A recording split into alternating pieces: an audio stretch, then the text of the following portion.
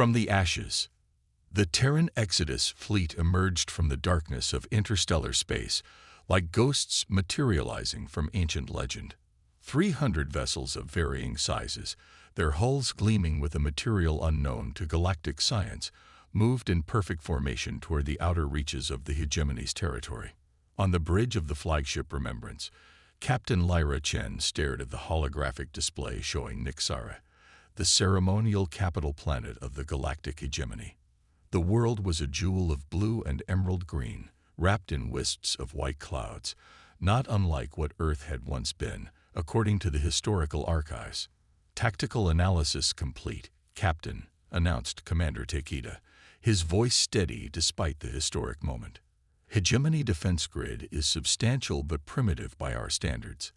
Their quantum communications network is lighting up like a supernova. They've detected us. Lyra nodded, her dark eyes never leaving the display. At 43, she was relatively young for a fleet captain, but then again, humans didn't age like they used to. The centuries in exile had changed them in ways the hegemony couldn't imagine. Good, she said simply. Let them see us. Let them remember. The words hung in the air, heavy with 1,000 years of grief and purpose. Everyone on the bridge understood. They had all grown up learning about Earth, about the day the Hegemony Council had deemed humanity too unpredictable, too dangerous, to exist within the galactic community.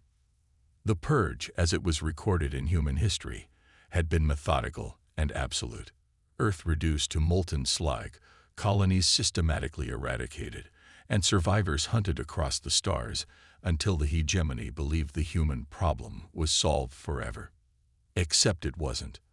"They're hailing us," reported Communications Officer Rivera, surprise evident in his voice. That was fast. "Put it through," Lyra ordered, straightening her charcoal uniform. The crew around her tensed visibly. The holographic display shimmered, and the image of a Taurian appeared, High Chancellor Vorkath of the Hegemony Council. The beam's 4 eyes widened upon seeing Lyra's unmistakably human features. "Impossible," the Taurian whispered, mandibles clicking rapidly in what humans had long ago learned was an expression of extreme distress. "Your kind was contained." Lyra's smile never reached her eyes. "Contained. Is that the euphemism your history books use for genocide, High Chancellor?" The Taurian's exoskeleton paled slightly. "Who are you? How did your species survive?" "I am Captain Lyra Chen of the Terran Exodus fleet," she replied, her voice carrying the weight of generations born and raised in exile. "As for how we survived, the void between galaxies is vast and dark, Chancellor. When your ancestors began their purge, 17,000 of us fled beyond your reach in experimental long-range vessels. We've been there ever since. Building," added Commander Takeda from beside her. "Evolving. Remembering."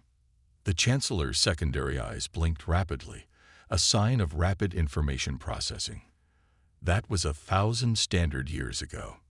1,012 years, 7 months by your calendar, Lyra corrected. "We've kept precise count of every day since Earth burned." The bridge fell silent as the Chancellor conferred with advisors off-screen. Lyra used the moment to study the being whose ancestors had condemned her species to extinction. The Taurians had been the driving force behind the purge, convincing the other council races that humanity's unpredictable nature and rapid technological advancement posed an existential threat to galactic stability. "Captain Chen," the Chancellor finally spoke, "we request a diplomatic meeting to discuss this unexpected development. We can assemble the full council within 3 standard cycles." "You have 12 hours, Lyra replied without hesitation. "We will send a delegation to your council chambers. Coordinates to follow." Before the Chancellor could protest, Lyra nodded to Rivera, who cut the transmission. 12 hours doesn't give them much time to plan a proper response, noted Takeda, his voice low, or to mobilize their fleet. "That's the point," Lyra replied. "We've waited a millennium for this moment. They can wait half a day." The next 12 hours passed in tense preparation. Throughout the fleet, Humans who had trained their entire lives for this moment made final adjustments to equipment, reviewed diplomatic protocols, and tried to calm the storm of emotions that came with finally facing the civilization that had nearly wiped them from existence. In her private quarters, Lyra stared at a small hologram, a recreation of Earth as it once was, compiled from surviving data. The real Earth was now a barren, radioactive rock, stripped of its atmosphere and oceans by hegemony planet killers. Was it worth it? She whispered to the image. Everything we've sacrificed to get here. A soft chime interrupted her reflection. Captain, the diplomatic shuttle is ready, came Takeda's voice. Ambassador Reeves is requesting your presence. 15 minutes later, Lyra stood in the shuttle bay facing Marcus Reeves, the fleet's chief diplomat. At 76, he was one of the older members of the expedition, with silver hair and the enhanced neural pathways visible as faint blue lines beneath his skin, one of many evolutionary adaptations humans had undergone. Having second thoughts, Captain? Reeves asked, his piercing blue eyes studying her. Just considering our options, she replied carefully. Reeves nodded. A millennium of planning. And now everything comes down to the next few hours. He adjusted the sleeve of his formal attire. The Council will try to stall, to gather intelligence on our capabilities. Let them try, Lyra said. The observable fleet is just phase 1. The diplomatic shuttle departed the Remembrance with minimal ceremony. As it approached Nixara, the planet's defense grid tracked its movement, but made no hostile moves. The Hegemony, whatever else they might be, weren't fools. They knew they were facing an unknown quantity.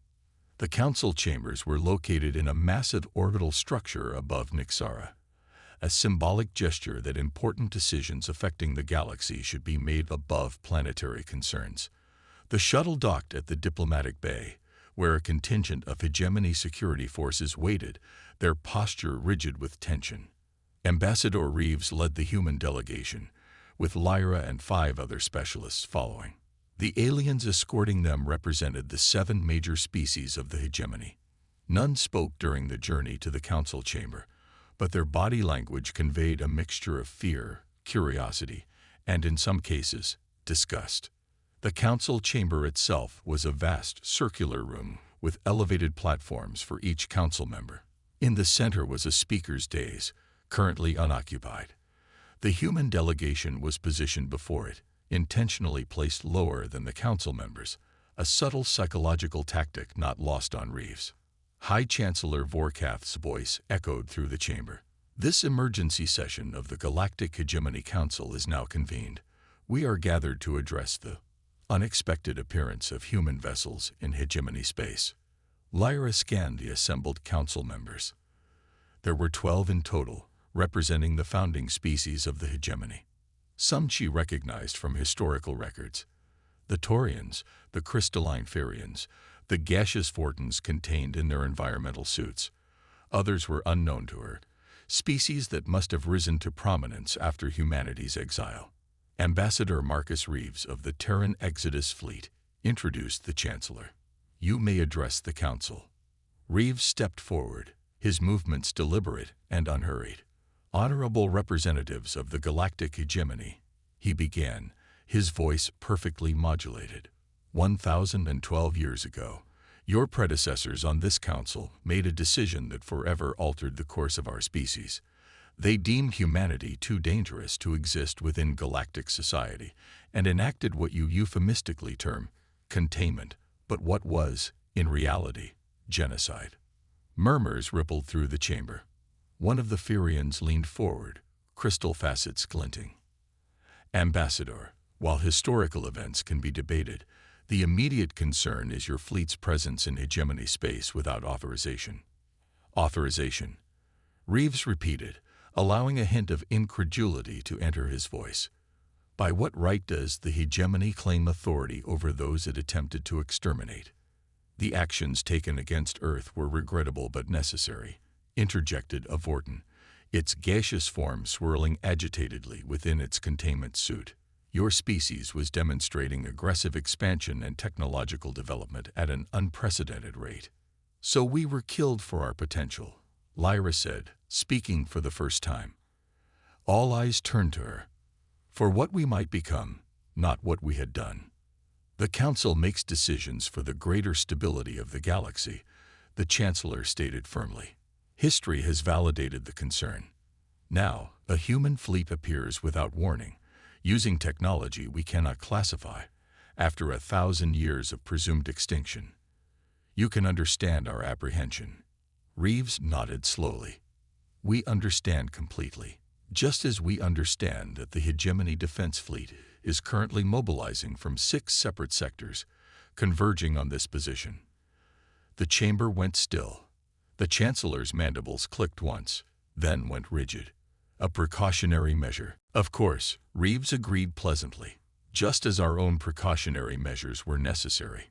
He activated a small device, and a holographic display appeared in the center of the chamber, showing not just the 300 ships visible to Hegemony sensors, but an additional 1,200 vessels that had been concealed by technology well beyond the Hegemony's understanding. By the eternal void, whispered one of the council members. How is this possible? 1,000 years is a long time for a species to evolve, Counselor, Reeves explained. Especially one forced to survive in the intergalactic void, without access to established resources or allies. Necessity breeds innovation at an extraordinary rate. The Chancellor's 4 eyes blinked in sequence, a sign of extreme stress. What do you want, Ambassador? Revenge. To do to us what was done to Earth. Lyra stepped forward to stand beside Reeves. If revenge was our goal, Chancellor, this would not be a diplomatic meeting. Reeves nodded. We come seeking justice, not vengeance. Acknowledgement of what was done to us, reparations for our lost homeworld, and a guaranteed place in the galactic community that your ancestors denied us. Or, prompted the Chancellor. Or nothing. Reeves replied simply. There is no ultimatum here, merely a statement of what must be. The lost children of Earth have returned, and the galaxy will never be the same.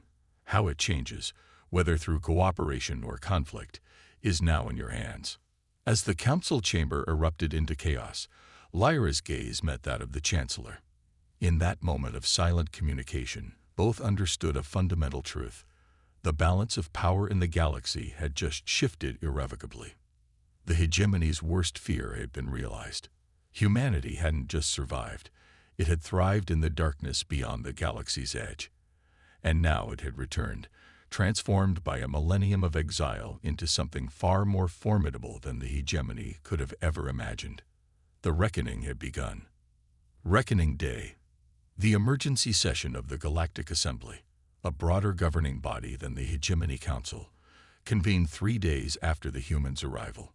Representatives from over 200 species crowded the massive assembly hall on Nixara, the atmosphere thick with tension and speculation.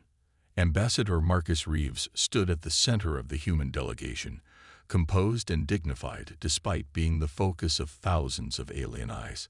Captain Lyra Chen flanked him on one side, Commander Takeda on the other, with additional specialists positioned strategically behind them. Order.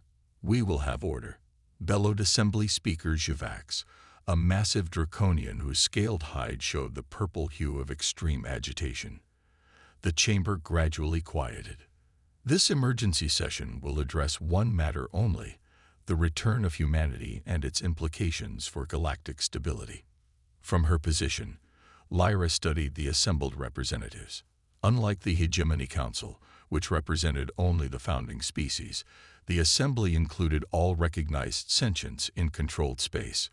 Many appeared openly curious rather than hostile, species that had evolved to prominence centuries after the Purge and knew humans only as historical footnotes. The human delegation has requested to address the assembly, continued the speaker. Ambassador Reeves, you may proceed. Reeves stepped forward, activating the chamber's acoustical amplifiers with a subtle gesture. Representatives of the galactic community, he began, his voice resonating with measured authority. 1,000 years ago, humanity was judged, condemned, and nearly exterminated without trial or evidence. Today, we stand before you not as supplicants, but as equals returned from exile." He paused, allowing his gaze to sweep the chamber. Some here may wonder why we have chosen this moment to return, why we reveal ourselves now after a millennium of silence. The answer is simple. We needed to be certain. Certain of what? Ambassador called out a representative from the Arthropoid Manteri Collective. Certain that when we returned, it would be on our terms, Reeves replied. Certain that we could defend ourselves against another attempted genocide. Certain that we understood the galaxy we were re-entering. A holographic display activated above the chamber center, showing the evolution of human technology during their exile. The images were carefully selected, impressive enough to convey advancement without revealing true capabilities. For 1,000 years, 17,000 humans and their descendants lived in the void between galaxies. Reeves continued. We built habitats in the emptiness. We developed technologies to survive where no life was meant to exist. We remembered Earth, and we prepared for this day. High Chancellor Vorkath rose from the Hegemony section. The Assembly should note that the human fleet currently positioning itself throughout our territory represents a clear security threat. Their technological capabilities appear to exceed current hegemony standards by several generations. Is that an admission that you fear what we might do to you? Lyra asked, speaking for the first time. Her voice carried clearly across the chamber. That you worry we might apply the same logic your ancestors used against Earth. That some species are too dangerous to exist. The Chancellor's mandibles clicked rapidly. The situations are not equivalent, Captain Chen. No, Lyra agreed coldly. They're not. We haven't destroyed your homeworld. Yet. A ripple of alarmed murmurs swept through the assembly. Reeves placed a calming hand on Lyra's arm before addressing the chamber again. Captain Chen speaks from the pain of historical wounds, but her point is valid. The hegemony judged humanity too dangerous based on potential, not actions. We have not come to exact revenge, despite what some fear. From another section of the chamber, a tall, willowy being with iridescent skin rose. Lyra recognized the species as Altherian, one of the few that had opposed the Purge, according to historical records. Ambassador Reeves, the Altherian spoke, its melodious voice cutting through the tension. I am Elder Thalen. My species bears the shame of failing to prevent the atrocity committed against your homeworld, though we voted against the action. If humanity seeks acknowledgement and justice, the Altherians support this claim. Other representatives began to stand, some in support, others in opposition. The chamber quickly dissolved into factional debate, with older species generally supporting the hegemony position, while younger ones seemed more sympathetic to humanity. Through it all, Reeves remained calm, occasionally responding to direct questions, but mostly allowing the assembly to process the shock of humanity's return. Lyra, however, noticed something concerning. Several hegemony representatives had quietly left the chamber. She leaned toward Reeves. They're planning something, she whispered. The defense fleet movements have accelerated in the past hour. Reeves nodded almost imperceptibly. As expected, Phase 2. Already initiated, she confirmed. The assembly debate continued for hours, moving from shock to practical concerns. How would humanity integrate into galactic society? What territories would they claim? What reparations were they seeking? Through it all, Reeves provided measured responses that revealed little of humanity's true agenda. It was during a brief recess that alarms began blaring throughout the station. The assembly representatives returned to their positions in confusion as emergency protocols activated. The Hegemony Defense Fleet has broken formation and is advancing on human positions, announced the speaker, reading from an emergency bulletin. What is the meaning of this? High Chancellor Vorkath stood, his exoskeleton now pale with stress. A precautionary deployment only. The human fleet was making suspicious maneuvers. That's a lie, Lyra stated flatly, stepping forward. Your fleet has activated weapons systems and is moving to attack positions. This was planned before the assembly even convened. the Chancellor's eyes fixed on her. "Your species has always been prone to paranoid accusations, Captain." Before Lyra could respond, Commander Takeda stepped forward, activating a communication device. "Visual confirmation coming through now, Captain." The chamber's main display shifted to show real-time footage of Hegemony warships advancing on human vessels, weapons charging. Then, something unexpected happened. The human ships didn't return fire or attempt evasive maneuvers. They simply disappeared. One moment, 300 vessels were visible. The next, they were gone, leaving the Hegemony fleet firing into empty space. "What trickery is this?" demanded the Chancellor. Lyra smiled thinly. "Not trickery, Chancellor. Technology. Specifically, phase shift technology that moves our vessels temporarily out of standard spacetime." Gasps and murmurs swept through the chamber. Such technology had been theorized but never successfully implemented by any known species. "Impossible," stated a Firian representative, crystal facets flashing with agitation. 1,000 years of isolation required unconventional solutions, Reeves explained calmly. "When standard physics failed us, we rewrote the rules." As he spoke, the display showed the human vessels reappearing, not in their original positions, but surrounding the Hegemony fleet in a perfect containment formation. No shots were fired, but the message was clear. The humans could have destroyed the entire fleet had they wished to. "This assembly stands witness to an unprovoked act of aggression by the Hegemony," Reeves declared, his voice hardening for the first time. "While we came in peace, offering dialogue, the Hegemony secretly mobilized for attack." The Chancellor stood rigid, all four eyes fixed on the display, showing his fleet surrounded. "The Hegemony acted to protect galactic stability. The same reason your species was contained a millennium ago. You prove our ancestors right with every action." Elder Thalen of the Altharians rose again. "I see differently, Chancellor. I see a species that could have arrived with weapons blazing, seeking vengeance for genocide. Instead, they came seeking dialogue, and when attacked, demonstrated restraint by neutralizing rather than destroying your fleet." Other representatives began to voice similar sentiments. The mood in the chamber was shifting, with many now viewing the Hegemony as the aggressor and humanity as the reasonable party. Sensing the change, Reeves pressed the advantage. "We propose a new compact," he announced. "Not humanity's inclusion in the existing Hegemony, a system built on the ashes of our homeworld, but a new galactic order where no species can unilaterally decide the fate of another." He activated another holographic display, showing a detailed governance model unlike any the Assembly had seen before. "For 1,000 years, we've had time to study what makes civilizations thrive or fail. We offer not conquest, but partnership, not subjugation, but cooperation. And if we refuse?" asked the Chancellor, mandibles rigid. Lyra stepped forward. "Then we leave. We take our fleet, our technology, and our 17 million citizens. Yes, Chancellor, our population has grown significantly in exile. And we establish ourselves beyond your borders. We create our own alliance with any species that wishes to join us."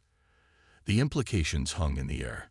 A rival power with superior technology, potentially drawing away member species from the Hegemony, would fundamentally alter the galactic balance of power. Or, Reeves continued smoothly, "we can build something better together.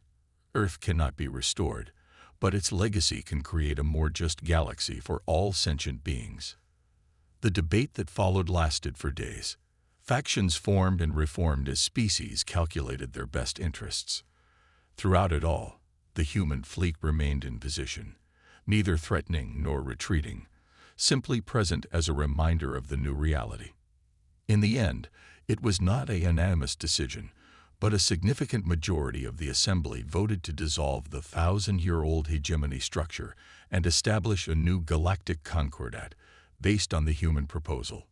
1 week after the vote, Lyra stood on the observation deck of the Remembrance, watching as construction began on a massive station at the neutral coordinates that would serve as the Concordat's headquarters. "Having regrets, Captain?" asked Reeves, joining her at the viewport. "About not taking revenge?" She shook her head. "No, that was never the mission." "Some in the fleet disagree," Reeves noted, "especially those descended from the original Exodus survivors." Lyra turned to face him. "Revenge would have made us what they always feared, destroyers, reshaping the galaxy in a better image. That's a far more fitting memorial for Earth." "They'll still fear us," Reeves said quietly. "Our technology, our potential. Some will never trust humans." "Good," Lyra replied, turning back to the viewport. "A little fear is healthy. It breeds caution, and the galaxy could use more caution when dealing with extinction-level decisions." Beyond the viewport, ships from dozens of species moved in coordinated patterns, beginning the work of building a new galactic order, one where humanity would never again be vulnerable to the whims of others. The lost children of Earth had returned, and as promised, the galaxy would never be the same.